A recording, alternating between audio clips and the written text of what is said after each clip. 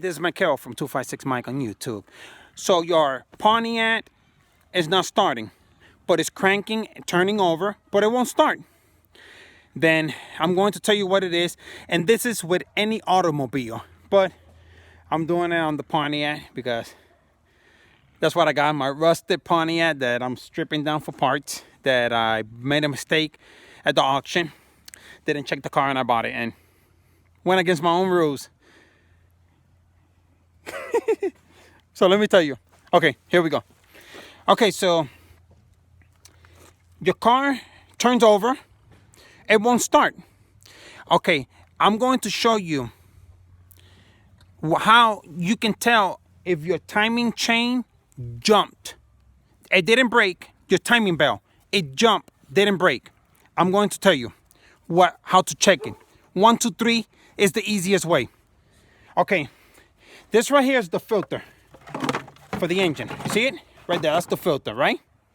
The filter goes with the hose, all that hose and stuff. It goes connected right here to your throttle. When you hit the gas, this thing has, this one is like welded in. Oh, and I got a kitty cat right here visiting me. Apple. Hi, Apple. Kitty, kitty, kitty. She's adopted. I adopted her years ago. Okay. So, right here, I want you can do it through your box, but I suggest take the filter off, go straight to your throttle, right? Get starting fluid.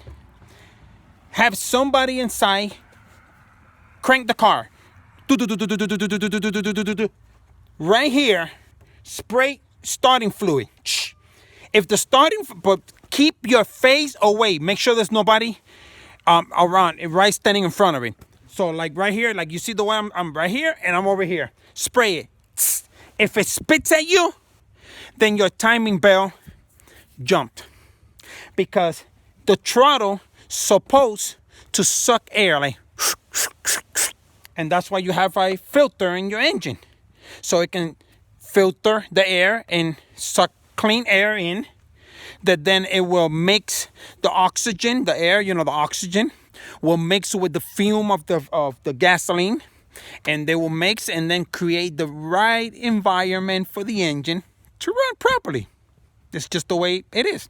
So if that's how you check your timing bell. And the timing bell on this one, because I had the car sitting for 6 months, when I went to crank it, the timing bell jumped.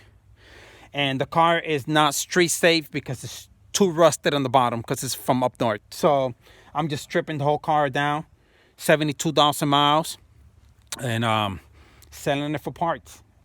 Car looks like brand new.